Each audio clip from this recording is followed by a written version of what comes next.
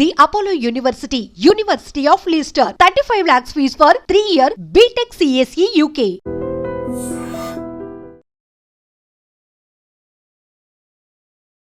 వరుస దెబ్బలతో కుదేలవుతున్న మావోయిస్టు పార్టీకి సెక్రటరీ ఎవరవుతారు? నంబాల కేశవరావు గారి తర్వాత ఎవరు కాబోతున్నారు? అంటే చర్చలకు ఎవరెవరు వచ్చారు? అందరూ చనిపోతున్నారు. మొన్న జరిగిన సుధాకర్ అవ్వచ్చు, లేదా గాజాల రవి కూడా చర్చలకు వచ్చారు, ఆయన కూడా చనిపోయారు. మీరు చూడండి 1990 కానివ్వండి, 2000 కూడా 2010 దాకా మీకు సీనియర్ లీడర్లు ఎవరు చంపలేదు. వీళ్ళ ఫిలాసఫీ మారిపోయింది అక్కడి నుంచి. వీళ్ళది ఏంటంటే కాంట్రాక్టుల దగ్గర డబ్బులు గుంచుకోవడం. ఇప్పుడు నెక్స్ట్ ఎవరు అవ్వచ్చు మీకున్న సమాచారం ప్రకారం, మీకున్న ఎక్స్పీరియన్స్ ప్రకారం? తిరుపతి ఆయన ఉన్నారు అప్పుడు, ఆయన లోపలే ఉన్నారు. తిరుపతి వరంగల్ ఆయన ఒకరు ఉన్నారు. మల్లోజు వేణుగోపాల్ ఉన్నారు, మల్లోజు గారు ఉన్నారు. మళ్ళీ మళ్ళా రాజిరెడ్డి ఉన్నారు. హిడ్మా అంటే ఒక పొలిటికల్ పార్టీ సపోర్ట్తో వాళ్ళు వస్తున్నారని ఒక వార్త ఉంది, వాస్తవం అంటారా? చంద్రబాబు నాయుడు గారికి ఇప్పుడు కూడా ఆయన మీద చేసిన దాడికి కోపం. Welcome to iDream. వరుస దెబ్బలతో కుదేలవుతున్న మావోయిస్టు పార్టీకి సెక్రటరీ ఎవరవుతారు? నంబాల కేశవరావు గారి తర్వాత ఎవరు కాబోతున్నారు? గతంలో ముప్పాల గణపతి ఆరోగ్యరీత్యా రిటైర్మెంట్ తీసుకుంటే ఆయన ప్లేస్లో నంబాల కేశవరావు గారు వచ్చారు. కానీ ఆపరేషన్ కాగర్లో భాగంగా పార్టీ డైరెక్ట్గా ఆయనకు వెళ్ళి కొట్టడం, ఎన్కౌంటర్ చనిపోవడంతో నెక్స్ట్ ఎవరు అవుతారు? ఇప్పటి వరకు ఉన్న మన క్యాడర్ని తీసుకుంటే ఇంతవరకు తెలంగాణ లేదా తెలుగు వారు ఉండేవారు. ఇప్పుడు ఛత్తీస్గఢ్ వాళ్ళు అవుతారా, లేదా బీహార్ వాళ్ళు అవుతారా, లేదు మధ్యప్రదేశ్లో అవుతారా అనే విషయం అంతా మాట్లాడడానికి సీనియర్ జర్నలిస్ట్ సురేష్ కొచ్చేటి గారు ఉన్నారు. ఆయన అడిగి చాలా క్లారిటీగా విషయం తెలుసుకుంది. సార్ నమస్తే అండి. నమస్కారం. మావోయిస్ట్ పార్టీ గతంలో నక్సల్స్బరీ, తర్వాత పీపుల్స్ వార్, ఇప్పుడు మావోయిస్ట్ పార్టీ. ఎక్కడో వెస్ట్ బెంగాల్ పుట్టిన పార్టీ క్రమేపీ శ్రీకాకుళం రైతాంగ పోరాటం నుండి తెలంగాణ నుంచి వచ్చి తెలంగాణ రాష్ట్రంలో కానీ ఉమ్మడి ఆంధ్రప్రదేశ్లో దానికి ఒక మార్కు ఉంటుందండి. అంటే ఎవరు కాదన్నా అవునన్నా 1995 వరకు మాత్రం ఆ పార్టీ చేసిన కార్యక్రమాలు, వాళ్ళు చేసిన త్యాగాల వల్లే ప్రభుత్వాలు కూడా కిందకు వచ్చాయి అన్నది మీరు కూడా చూసుంటారు. చాలా కేసుల్లో, చాలా ఊర్లో చూసుంటారు. తర్వాత క్రమేపీ అది మారడం, ప్రభుత్వం అప్పర్ హ్యాండ్ అవ్వడం అని జరిగింది. ఇక్కడ ఎప్పుడైతే పోలీసులు అప్పర్ హ్యాండ్ అవ్వడంతో తెలంగాణ రాష్ట్రం నుంచి విడిచిపెట్టి ఉత్తరగా మన ఛత్తీస్గఢ్, బీహార్ ఆ ప్రాంతానికి పరిధిపోయింది. అక్కడ దండకారణ్యం, ఇక్కడ నల్లమల నుంచి దండకారణ్యం వెళ్ళారు. దండకారణ్యంలో పార్టీకి నడిపే వాళ్ళందరూ కూడా అక్కడ రాష్ట్రం అయినా, సమస్యలు అక్కడైనా, అక్కడ ఎవరైతే ఆదివాసులు అందున్నారో వాళ్ళందరూ అయినా ఆధిపత్యం మాత్రం తెలుగు వారిదే. దాదాపు 27 మంది వరకు గతం ఉండేవారు. అది క్రమేపీ తగ్గుతుంది. ఇటీవల అమిత్ షా ప్రకటించినట్టుగా నెక్స్ట్ ఇయర్ మార్చ్ సరికి ఆపరేషన్ కాగర్ కంప్లీట్ అవ్వాలి, మావోయిస్ట్ రహిత రాష్ట్రాలుగా ఉండాలని 6 రాష్ట్రాలకు ఒక ప్రాజెక్ట్ ఇవ్వడం అంతా కూడా మీకు తెలిసింది. ఇటీవల ఆపరేషన్ కాగర్లో భాగంగా నంబాల కేశవరావు గారు, అంటే ముప్పాల గణపతి తర్వాత నంబాల కేశవరావు గారు ఎన్కౌంటర్ అవడం, వరుస దెబ్బలు దొరుకుతుంది. సుధాకర్ అంటే చర్చలకు ఎవరెవరు వచ్చారు? అందరూ చనిపోతున్నారు. మొన్న జరిగిన సుధాకర్ అవ్వచ్చు, లేదా గాజాల రవి కూడా చర్చలకు వచ్చారు, ఆయన కూడా చనిపోయారు.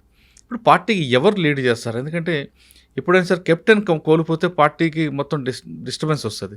అలాంటి మావోయిస్ట్ పార్టీకి సెంట్రల్ కమిటీల మెంబర్లో ఎవరు సెక్రటరీ అవుతారు? అంటే ఇప్పుడు మనం చూస్తున్న తెలుగు గతంలో తీసుకుంటే ముప్పాల గణపతి అవ్వచ్చు, నంబాల కేశవరావు అందరూ తెలుగు వాళ్ళే కనిపిస్తున్నారు తప్ప వేరే రాష్ట్రాలు లేరు. సెంట్రల్ కమిటీలో సీజీలో అందరూ ఉండొచ్చు.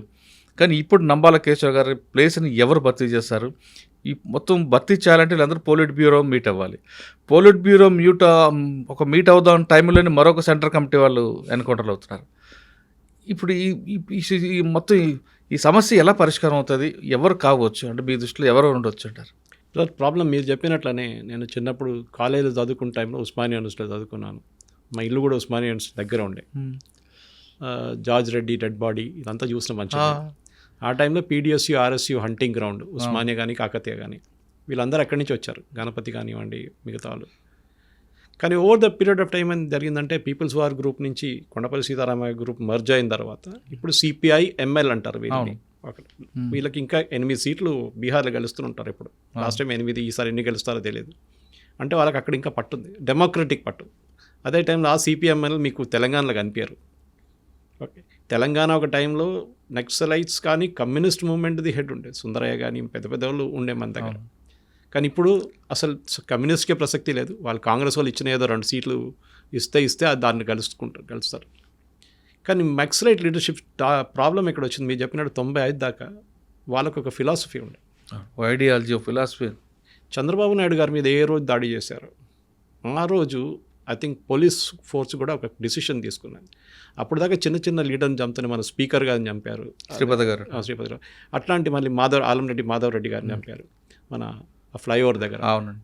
ఇదంతా వాళ్ళు చేశారు, కానీ అంత సీనియర్ లెవెల్కి వెళ్ళలేదు. సెకండ్, మన అందరికి తెలుసు ఇంటెలిజెన్స్ చాలా ఇంపార్టెంట్. దీంట్లో వీళ్ళు గ్రామ సభలు పెడతారు, ప్రజాసభలు పెడతారు, అక్కడ కొంతమందిని పిలిచి ధమ్కి ఇస్తారు, మీరు చేస్తే చేయకపోతే అక్కడ కూడా కొంతమంది చంపేస్తారు భయం ఉండడానికి. కానీ ఓవర్ ఎ పీరియడ్ ఆఫ్ ఏం జరిగిందంటే సెంట్రల్ గవర్నమెంట్ కూడా ఒక వ్యూ తీసుకున్నారు. మనందరికి తెలుసు, నాకు ఎందుకు సర్ప్రైజింగ్ ఎలిమెంట్ ఏముందంటే ఇది కాంగ్రెస్ వాళ్ళు చేయాలండే. ఎందుకంటే మధ్యప్రదేశ్ కంప్లీట్ కాంగ్రెస్ లీడర్షిప్ని ఖతం చేసింది వీళ్ళే, మీకు గుర్తుంటుంది. విద్యాచరణ్ శుక్లా నుంచి అందరినీ ఒకటే బ్లాస్ట్, ఛత్తీస్గఢ్లో బ్లాస్ట్ చేయడం. అప్పుడు వీళ్ళు ఎందుకు చేయలేదు? దాని తర్వాత వచ్చిన గవర్నమెంట్ భూపేష్ బఘెల్ గవర్నమెంట్, రమణ్ సింగ్ వచ్చారు, దాని తర్వాత భూపేష్ బఘెల్ గవర్నమెంట్ వచ్చిన తర్వాత చాలా చల్లగా అయిపోయింది మొత్తం. కానీ ఏ రోజు భూపేష్ బఘెల్ గవర్నమెంట్ పోయి మళ్ళీ బీజేపీ గవర్నమెంట్ వచ్చింది అక్కడ, ఆ రోజు మీరు చూసుంటారు స్ట్రాటజీ మారిపోయింది. అమిత్ షా గారు 11 నెలల నుంచి ఉన్నారు కదా, సంవత్సరం నుంచి ఉన్నారు కదా, కానీ ఎందుకు సడన్గా లాస్ట్ 2 సంవత్సరాల్లో ఇంత యాక్టివిటీ, హైపర్ ఎస్పెషలీ లాస్ట్ 1 ఇయర్లో ఒక టార్గెట్ కూడా ఎందుకు పెట్టుకున్నారు? 2026 ఏప్రిల్ దాకా మొత్తం వైప్అవుట్ చేసేస్తాం.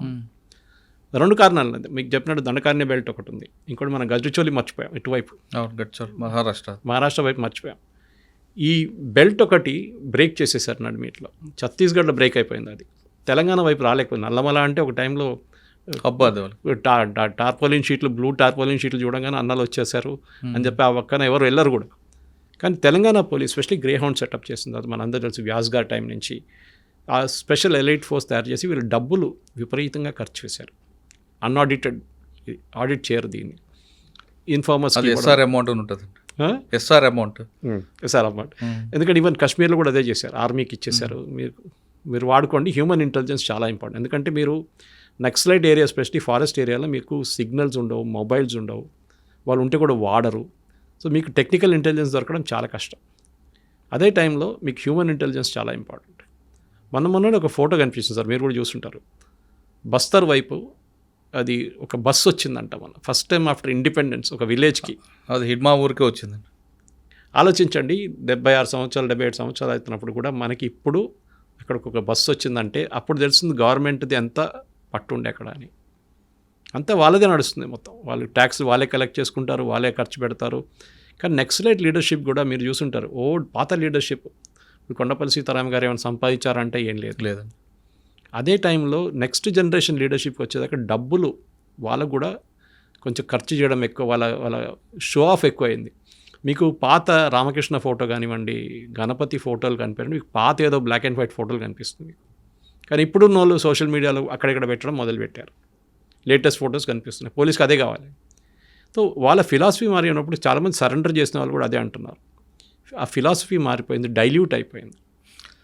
వీళ్ళు కూడా బూర్జోలాగా తయారైపోయారు అన్నమాట. సో అక్కడ వీళ్ళకి ఒక డిస్కనెక్ట్ వచ్చేస్తుంది.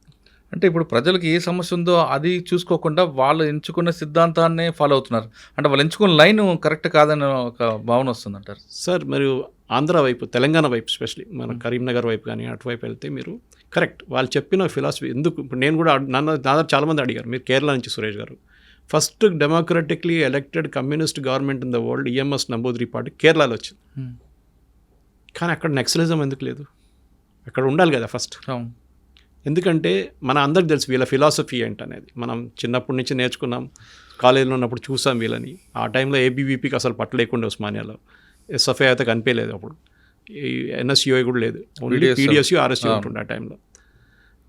ఆ టైంలో కూడా మీరు చూసుంటే వీళ్ళ ఫిలాసఫీ ఏంటంటే ఈక్వల్ డిస్ట్రిబ్యూషన్ ఆఫ్ వెల్త్ ఎక్కడ అంటే ఉన్న డబ్బులు గవర్నమెంట్ ఏమో అంత పెద్ద పెద్ద భూస్వాములకి ఇచ్చేశారు, వీళ్ళకి తినడానికి ఏం లేదండి. ఒకడు ఇంజనీరింగ్ కాలేజ్ నుంచి ఇంజనీరింగ్ చేసి వచ్చి, వీళ్ళందరూ ఇంజనీర్సే కదా, చేసి వచ్చిన తర్వాత పక్కన బిల్డింగ్లో ఆడు ఉండేది గుడిసెల పక్కన బిల్డింగ్లో ఒక 5 అంతస్తుల బిల్డింగు, వాడికి 5 కార్లు, 10 మంది పనోళ్ళు, ఏసీలు, అన్ని రూములు పెట్టుకున్నాడు. ఈడేమో తినడానికి ఇక్కడ లేదు, వీడి దగ్గర ఉద్యోగం కూడా లేదు. సో న్యాచురల్లీ ఫ్రస్ట్రేషన్ డెవలప్ అయింది. అక్కడే ఆమెని వచ్చి బ్రెయిన్ వాష్ చేస్తారు వీళ్ళు వచ్చి. నెక్స్ట్ లైట్ చూడరా, అక్కడ చూడు, నువ్వేంటి బందూకు పట్టుకో, తుపాకీ పట్టుకో, అయిపోయింది. కానీ ఆ ఫిలాసఫీ మారింది. ఎందుకంటే కేరళలో ల్యాండ్ డిస్ట్రిబ్యూషన్ వెస్ట్ బెంగాల్లో కూడా చేశారు సార్, మీరు గుర్తుందా మీకు? అవునండి, జ్యోతి చేశారు. ఎందుకంటే నక్సల్ బారి ఎక్కడి నుంచో కదా మొదలైంది, వర్డ్ అక్కడి నుంచి వచ్చింది నక్సలైట్. 24 కునాల్లో వాళ్ళందరూ ఉన్న ఆ టైంలో చాలా పెద్ద మూవ్మెంట్ ఉండే ఆ టైంలో. కానీ over a period of time west బెంగాల్లో, కేరళలో ల్యాండ్ కమ్యూనిస్ట్ వాళ్ళ అండర్లో, స్పెషల్లీ కమ్యూనిస్ట్ గవర్నమెంట్ ఉన్నప్పుడు ల్యాండ్ రిఫార్మ్స్ తీసుకొచ్చారు. అందరికీ భూమి ఉండాలి, ఇల్లు కట్టడం కాదు, ఇప్పుడు చేస్తున్న తెలంగాణలో చేస్తున్న ఇల్లు కట్టడం కాదు, ఇందిరమ్మ ఇల్లు కాదు, భూమి ఉండాలి. అది ఈవెన్ మీకు పండించడానికి ఒక 10 ఎకర్లు, 5 ఎకర్లు, 2 ఎకర్లు ఉంటే కూడా బతుకుతారు వాళ్ళు. మొత్తం భూస్వాములు అప్పుడు ల్యాండ్ రిఫార్మ్స్ యాక్ట్ లేకుండే 1000 ఎకర్లు, 2000 ఎకర్లు పెట్టుకున్నారు. అప్పుడు దాని తర్వాత ల్యాండ్ రిఫార్మ్స్ తీసుకొచ్చారు. తెలంగాణలో భూదాన్ మూవ్మెంట్ తెలంగాణలో ఎందుకు వచ్చింది అడగొచ్చు మీరు. వినోబా భావే గారు ఆయన ఏరియాలో పెట్టుకోవాలి కాబట్టి తెలంగాణలో ఎందుకు వచ్చారు ఆయన. సో అక్కడి నుంచి మీకు తెలిసిపోద్ది ఫిలాసఫీ మారిపోయింది. మీరు ఎక్కడెక్కడ మీరు ల్యాండ్ రిఫార్మ్స్ తీసుకొచ్చారో, ఈక్వల్ డిస్ట్రిబ్యూషన్ ఆఫ్ వెల్త్ చేశారో, అక్కడెక్కడ నెక్సలిజం ఆటోమేటిక్ పడిపోయింది. తమిళనాడులో చాలా తక్కువ, కర్ణాటకలో తక్కువ, కేరళలో అసలు లేదు. అట్టపాడి ఏరియాలో కొంచెం ఉంది, కానీ అది ట్రై జంక్షన్ లాగా. తమిళనాడు, కర్ణాటక, కేరళ ఒక ట్రైబల్ ఏరియా అది అట్టపాడి ఏరియా. ముదుమలై నుంచి వెళ్ళొచ్చు, ఇటు వైపు నుంచి కూడా, కర్ణాటక వైపు నుంచి కూడా వెళ్ళొచ్చు. సో అట్లాంటి ప్లేస్లో కూడా ఎందుకు రాలేదంటే తెలంగాణ ఫెయిల్ అయింది సార్. అక్కడ తెలంగాణ అని కాదు, అప్పుడు ఉమ్మడి ఆంధ్రప్రదేశ్ గవర్నమెంట్ ఫెయిల్ అయింది. 95 తర్వాత వీళ్ళకి అర్థమైంది, గేమ్ అర్థమైంది వీళ్ళది. అంటే మీరు డెవలప్మెంట్ తీసుకొస్తే నక్సలైట్స్ దాన్ని వ్యతిరేకిస్తారు. మీకు గుర్తుంటుంది జేసీబీని తగలబెట్టడము, టెలిఫోన్ తగలబెట్టడం. ఇక్కడ మన రైల్వే స్టేషన్ బీబీ నగర్ దగ్గర ఒక రైల్వే స్టేషన్ ఉంది, దాని పాల్గొట్టి బాంబు అన్నీ చేశారు. ఈవెన్ మన స్వప్నలో కాంప్లెక్స్లో ఒక 10 డౌనింగ్ స్ట్రీట్ బార్ ఉండే, దాన్ని కూడా బాంబు పెట్టారు. సో వీళ్ళ ఫిలాసఫీ మారిపోయింది అక్కడి నుంచి. వీళ్ళది ఏంటంటే కాంట్రాక్టుల దగ్గర డబ్బులు గుంజుకోవడము, వేదాంత లాంటి కంపెనీని థ్రెటన్ చేసి అక్కడి నుంచి వాళ్ళ దగ్గర డబ్బులు గుంజుకోవడం. సో వీళ్ళ ఫిలాసఫీ మారిపోయింది. డబ్బులు మీకు ఏం కావాలి? డబ్బులు తుపాకీలు కొనడానికి, బాంబులు కొనడానికి, ఐఈడీలు తయారు చేయడానికి. సో ఆ ఫిలాసఫీ మారినప్పుడు ఏమైపోయిందంటే వీళ్ళ కాడర్ కూడా డిసొల్యూషన్ అయిపోయారు. ఎందుకంటే మీకు ఇప్పుడు ఎల్టీటీ లాగా సార్ ఇది, మీరు కాడర్ని మెయింటైన్ చేయాలంటే మీకు మోటివేషన్ చాలా ఎక్కువ ఉండాలి. ఆ మోటివేషన్ మీదే వీళ్ళు బతుకుతారు. కానీ పోలీసు వాళ్ళు ఏం చేశారంటే కంటిన్యూస్గా వీళ్ళ లోవర్ లెవెల్ నుంచి చిప్ చేయడం మొదలుపెట్టారు. మీరు చూడండి 1990 కానివ్వండి, 2000లో కూడా 2010 దాకా మీకు సీనియర్ లీడర్లు ఎవరు చంపలేదు వీళ్ళు. అవును, కింద వాళ్ళని సరెండర్ చేయడం లేదా వాళ్ళని ఎలిమినేట్ చేయడం. అవును. కానీ ఐ థింక్ లాస్ట్ 2 సంవత్సరాలకు డిసిషన్ తీసుకున్నారు గవర్నమెంట్. మీరు అడిగినప్పుడు ఇజ్రాయెల్ ఇరాన్ మీద ఎందుకు కొట్టారంటే హుతీల మీద ఎందుకు కొట్టట్లేదు, హెజ్బుల్లా ఎందుకు కొట్టట్లేదు, వీళ్ళ మీద ఎందుకు మన హమాస్ మీద కొట్టట్లేదు అంటే పాము తల అక్కడ ఉంది, వాళ్ళని కొట్టాలి. న్యాచురలీ ఆ డిసిషన్ తీసుకున్నారు. సాధారణంగా పోలీసులు కూడా ఒక ఎమ్మో ఉంటుందండి, ఎప్పుడు టైల్ టచ్ చేయకూడదు, కొడితే హెడ్ కొట్టాలంటారు. అది సేమ్ థింగ్. టైల్ పట్టుకుంటే మీకు ఇది దొరకదు, హెడ్ మూగుతుంది కాబట్టి మనం హెడ్నే కొట్టాలంటే కొట్టారు.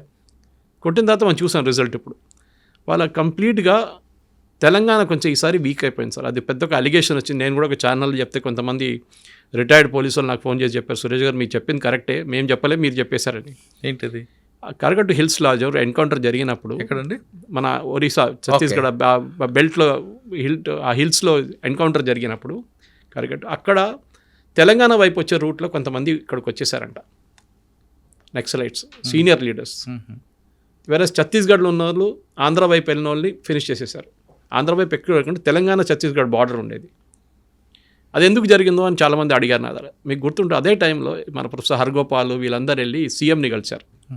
కలిసి మాకు పీస్ టాక్స్ కావాలని చెప్పారు. ఆ 2 వారాలు తెలంగాణ గవర్నమెంట్ కొంచెం చల్లగా పడింది. Maybe instructions are got down, కొంచెం రిలాక్స్ అవుదాం, చూద్దాం ఏమైంది.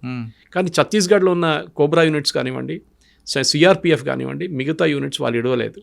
వాళ్ళు కంటిన్యూస్గా ప్రెషర్ పెట్టారు. దానికోసం సీనియర్ లీడర్ని అప్పుడు చంపారు.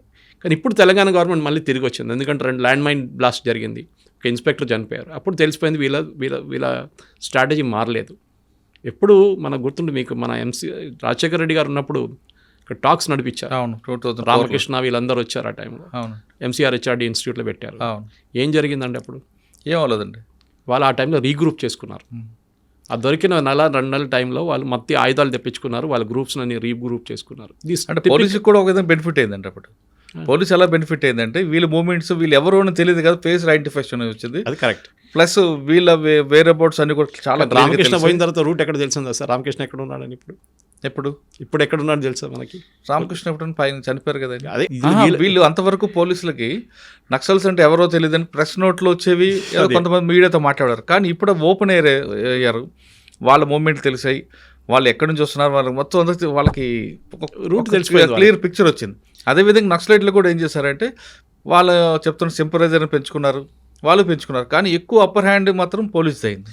మనకి కావాలంటే ఇప్పుడైతే మీరు అబ్జర్వ్ చేసి ఉంటారు సార్, నక్సల్స్ పోలీసుల మీద అటాక్ చేయడం అనేది ఎప్పుడు స్టార్ట్ అయిందో ఇంక అప్పటి నుంచి వాళ్ళకి బ్యాక్గ్రౌండ్ స్టార్ట్ అయినట్లే. అంతవరకు మీరు పెంబర్తి తీర్మానం ఒకటి ఉంటుందండి.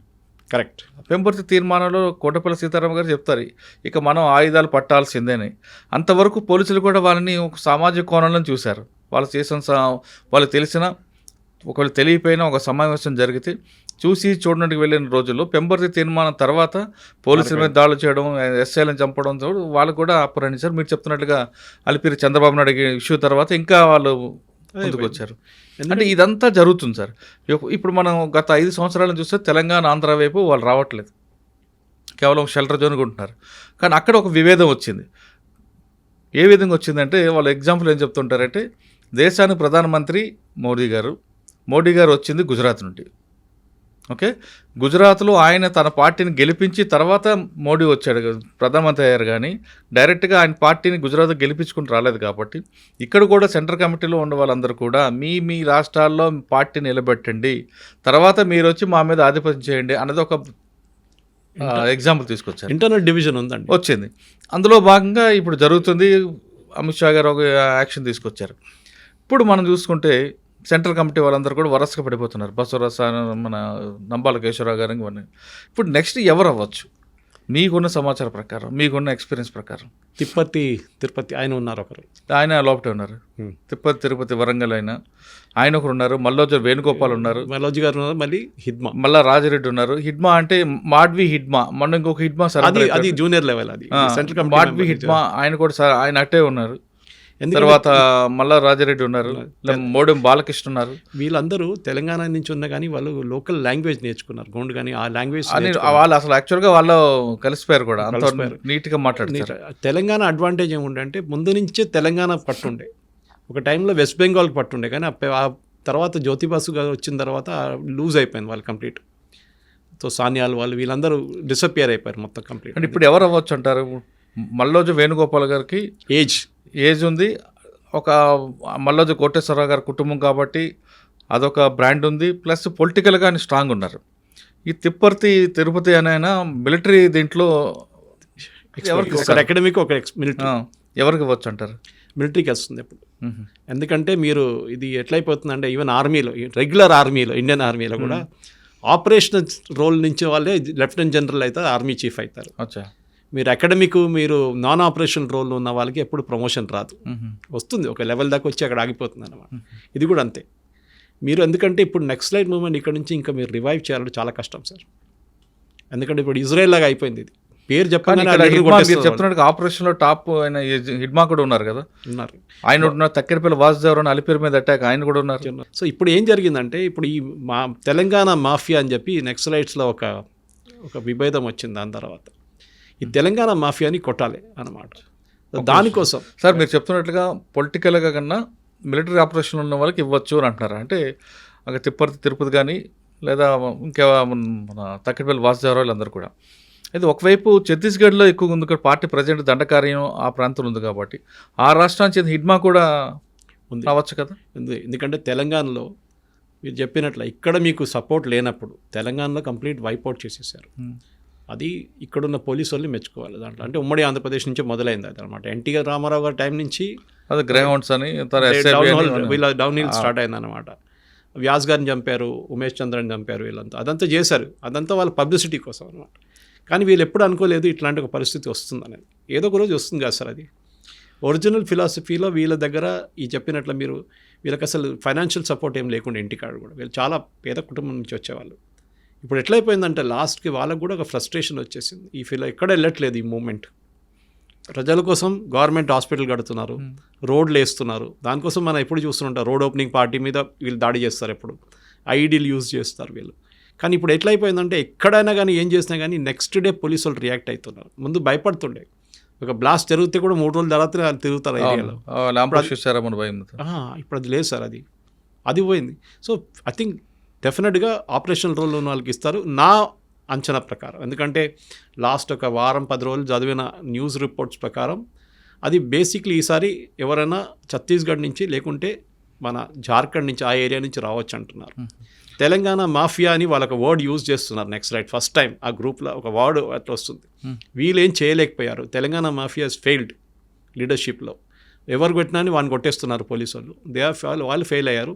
మోటివేట్ చేయడానికి జూనియర్ లీడర్షిప్ 40-45 సంవత్సరాలు ఉన్న లీడర్షిప్ వాళ్ళని తీసుకొస్తున్నారు. ఎందుకంటే మీకు తెలుసు సార్, అడవిలో ఉన్నప్పుడు చాలా మటుకు హెల్త్ ఇష్యూస్, గణపతి కూడా ఆయన రిటైర్మెంట్కి వెళ్ళిపోయారు అంతే, బికాస్ హెల్త్ ఇష్యూస్లో. అక్కడ మీరు డాక్టర్ని తీసుకొస్తే ముందు డాక్టర్ వాళ్ళు వస్తుండే, ఇప్పుడు డాక్టర్ వాళ్ళు భయపడుతున్నారు రావడానికి.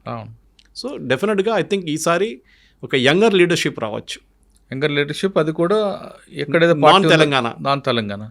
కానీ ఇప్పుడు ఇటీవల కాలంలో గాజల రవి ఎన్కౌంటర్ తీసుకుంటే మరొకసారి మూవ్మెంట్ ఇటు చూపిస్తున్నట్టుగా తెలిసింది ఏఓబీ వైపు అండి. ఇక్కడ ఆంధ్రప్రదేశ్ సరిహద్దు ప్రాంతాల్లో ఏ గ్రామం కూడా పార్టీకి సపోర్ట్ లేదు, కానీ ఒక పొలిటికల్ పార్టీ సపోర్ట్తో వాళ్ళు వస్తున్నారని ఒక వార్త ఉంది, వాస్తవం అంటారా? అక్కడ మీకు ఉల్టా కూడా నేను చెప్పొచ్చు సార్. ఒకటి, చంద్రబాబు నాయుడు గారికి ఇప్పుడు కూడా ఆయన మీద చేసిన దాడికి కోపం ఉంది, అది ఇప్పుడు పోదులేదు.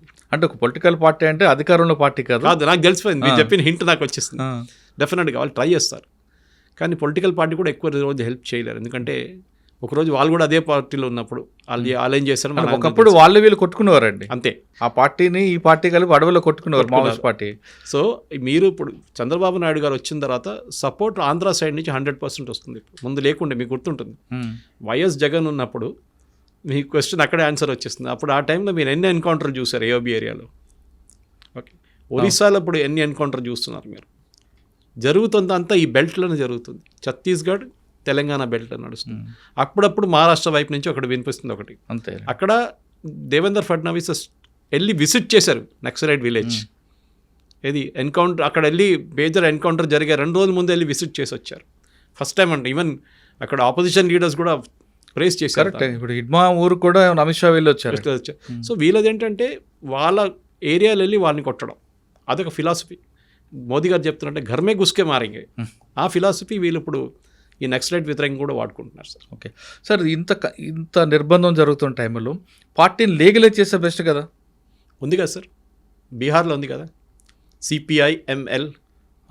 ఈ పార్టీని మనం లీగలైజ్ చేస్తే కొంతకాలం బ్రీతింగ్ తీసుకోవచ్చు కదా వీళ్ళు. ఇప్పుడు మీకు గతంలో కొండపల్లి సీతారామ గారు తీర్మానం కూడా చేశాడు ఇదే విధంగా, కరెక్ట్. ఆయన వ్యతిరేకించారు వీళ్ళు. ఇప్పుడు ఆ పని చేస్తే బెస్ట్ కదా, ఎందుకంటే వీళ్ళు త్యాగాలను ఎవరు మర్చిపోలేరు, ఎంత బాగా చేస్తారు వీళ్ళు. ఇటువంటి లీడర్షిప్ కూడా కావాలి కదా. ఇప్పుడు థియరిస్ట్ కొండపల్లి సీతారామ గారు థియరిస్ట్ ఉండే, అంటే ఫిలాసఫీ ఎక్స్ప్లెయిన్ చేయడం చాలా బాగా ఎక్స్ప్లెయిన్ చేస్తారు. పాత వీడియోలు చూస్తే మనకు తెలిసిపోతుంది. కానీ ఇప్పుడు ఏమైందంటే సార్, ఇప్పుడు వీళ్ళని డెమోక్రటిక్ మూమెంట్కి వచ్చేస్తే మిలిటరీ లీడర్షిప్ మీద వీక్ అయిపోతుంది. ఓకే, డెమోక్రసీకి వచ్చినప్పుడు డబ్బులు వస్తుంది, ఎలక్షన్ ఉంటుంది, డబ్బులు ఖర్చు చేయాల్సి వస్తుంది. అప్పుడు ఇదేం లేకుండా అడవిలో బతుకుతున్న మనిషి కూడా బయటకు వచ్చి నేను ఎందుకు కావాలి అక్కడ, నేను ఇక్కడ వచ్చి ఒక 1 కోటి రూపాయలు సంపాదించుకొని మంచి హ్యాపీగా ఉంటాను, ఎలక్షన్ ఓడిపోతే కూడా నా దగ్గర 50 లక్షలు మిగిలిపోతాయి అంట. ఆ ఫిలాసఫీ వచ్చేస్తుంది ఇప్పుడు. సో దానికోసం సిపిఐ ఎంఎల్ ఉన్నప్పుడు వాళ్ళు ఎట్లా గెలుస్తున్నారు? వాళ్ళు అదే ఏరియాలోనే గెలుస్తున్నారు. వాళ్ళు ఇంకా ఇటువైపు యూపీ వైపు లేదు వాళ్ళకి, మధ్యప్రదేశ్ వైపు లేదు వాళ్ళకి, ఛత్తీస్గఢ్లో లేదు అసలు. బీహార్లో ఎందుకు గెలుస్తున్నారు? 8 సీట్లు అంటే తక్కువ కాదు సార్. బీహార్ అసెంబ్లీలో చాలా పెద్ద కాంపోనెంట్ అది. సో డెఫినెట్గా అంటే వాళ్ళకి అక్కడ లోకల్ సపోర్ట్ ఉంది. మేబీ ఆ పాత దండకారీన బెల్ట్ నుంచి వచ్చిన సపోర్ట్ ఉంటుంది అక్కడ.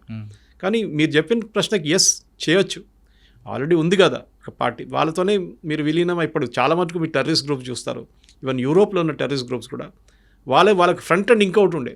ఇప్పుడు యూకేలో ఉన్నప్పుడు షిన్ఫెన్ లాంటి గ్రూప్స్కి వాళ్ళకి ఫ్రంట్ అండ్ ఒక డెమోక్రటిక్ పార్టీ ఉండే, వాళ్ళకి వెనక నుంచి వాళ్ళకి ముందు టెర్రరిజం చేస్తుండేవాళ్ళు. సేమ్ థింగ్ స్పెయిన్లో ఉండే వాళ్ళకి. ఇప్పుడు కేరళలో ఉంది సార్, కేరళలో పిఎఫ్ఐని బ్యాన్ చేసినా కానీ ఎస్డిపిఐ ఉంది వాళ్ళకి. SDPI is the political front. PFI ban చేసి పడేసారు గవర్నమెంట్, టెర్రరిస్ట్ గ్రూప్ అని చెప్పేసి. అది సేమ్ థింగ్ సిమీని బ్యాన్ చేసినప్పుడు మళ్ళీ ఇంకో ఫ్రంటేజ్ అక్కడి నుంచి ఫ్రంట్ వస్తుంది. సో గుడ్ సజెషన్, మంచిదే. కానీ ప్రాబ్లం ఎక్కడ వస్తుందంటే ఒకసారి డబ్బులు చూసిన తర్వాత మళ్ళీ తిరిగి అడవికి వెళ్ళరు, అది అక్కడే ఆగిపోతుంది అనమాట. లేకుంటే సాయిబాబా ముందున్న సాయిబాబా లాంటి వాళ్ళు, లేకుంటే మిగతా అరవింద్ తుంబుల వాళ్ళని అట్లాంటి మనుషులు తీసుకొచ్చి, పొలిటికల్ థియరిస్ట్ అందరిని తీసుకొచ్చి, ప్రొఫెసర్స్ తెచ్చి, ప్రొఫెసర్ హర్గోపాల్ గారు ఇక్కడ ఉన్నారు, ఇట్లాంటి మనుషులు తీసుకొచ్చి ముందు పెట్టి okay now we'll start a moment అని. కానీ ఎన్ని ఓట్లు వస్తుంది మీకే తెలుసు సార్. ఇప్పుడున్న యంగ్స్టర్స్ దగ్గర నుంచి నాకు ఇప్పుడు కూడా గుర్తుంది, ఉస్మానియాలో ఉన్నప్పుడు కానీ మా ఇల్లు అక్కడ ఉన్నప్పుడు కూడా ఉస్మానియా యూనివర్సిటీ లోపల ఒక పోలీస్ స్టేషన్ లేకుండే సార్ ఆ టైంలో. ఇప్పుడు ఆ ఎఫ్లు పక్కన ఒక పోలీస్ స్టేషన్ పెట్టారు ఉస్మానియా. భయపడుతుండే పోలీసు వాళ్ళు ఉస్మానియా పోస్టింగ్ అంటే. కానీ ఇప్పుడు చూడండి ఎట్లా మారిపోయింది. యంగ్స్టర్స్ కూడా ఇప్పుడు ఆస్పిరేషన్ లెవెల్ లేదు. పీడిఎస్యూ ఆర్ఎస్యూ ఎందుకు బంద్ అయిపోయారంటే ఇదే రీజన్. యంగ్స్టర్స్కి ఏంటంటే మన మంచి ఉద్యోగం కావాలి, మంచిగా బతకాలి, ఆ ఫిలాసఫీ అది బందూకు అది అంతా పోయింది ఇప్పుడు. అది షే గెవరా నుంచి మీకు ఫిడెల్ కాస్ట్రో నుంచి అందరూ అంతే సంగతి. వియట్నాంలో ఎక్కడుంది ఇప్పుడు? ఏం లేదు ఇప్పుడు. కంబోడియాలో ఎక్కడుంది? ఏం లేదు ఇప్పుడు. సో లోకంలో ఎక్కడుంది? ఒక గెరిలా ఫోర్స్ చూపిండి. ఒక ఇండోనేషియా వైపు అక్కడ ఏదో ఉంది అంతే. అవునండి. మిగతా అంతా ఇస్లామిక్ గ్రూప్స్ అయిపోయారు. ప్యూర్ గెరిలా గ్రూప్స్ ఎక్కడ లేదు సార్ ఇప్పుడు. ఎందుకంటే ఆ వ్యతిరేకత, ఆ బూర్జ్వా, అదంతా ఆ ఫిలాసఫీ పోయింది మొత్తం, కంప్లీట్గా వైప్అవుట్ అయిపోయింది. And next slide sir admitting it, వాళ్ళే అడ్మిట్ చేస్తున్నారు. ఆ ఫిలాసఫీ వీక్ అయిపోయింది, మా ఒక ఏం లేదు, లీడర్స్కి ఏం లేదు, వాళ్ళు కూడా డబ్బుల కోసం డబ్బులు అంటే తిరుగుతున్నారని చెప్పి వస్తున్నారు. సరే చాలామంది పేదోళ్ళు ఉన్నారు, కానీ డెఫినెట్గా ఒక ఎలీట్ గ్రూప్ తయారయ్యారు. మొత్తం మీద తీసుకుంటే నంబాల కేశవ గారు ఆ ప్లేస్ని భర్తీ చేయడానికి ఈసారి తెలుగువారు కాకుండా దండకార్యానికి సంబంధించిన వ్యక్తులు లేదా ఛత్తీస్గఢ్, మహారాష్ట్ర సంబంధించిన వ్యక్తులు అవుతారంటున్నారు సురేష్ గారు. ఖచ్చితంగా ఈసారి మల్లోజు వేణుగోపాల్ గారు అవుతారా, లేదు హిడ్మా అవుతారా అనేది కాలమే చెప్పాలి. అది నంబాల కేశవ గారి ప్లేస్లో ఎవరు అవుతారనే విషయంపై సురేష్ గారితో విశ్లేషణ. మరో అంశంలో మళ్ళీ కలుద్దాం. అంతవరకు నమస్తే. Thank you sir. Thank you very much.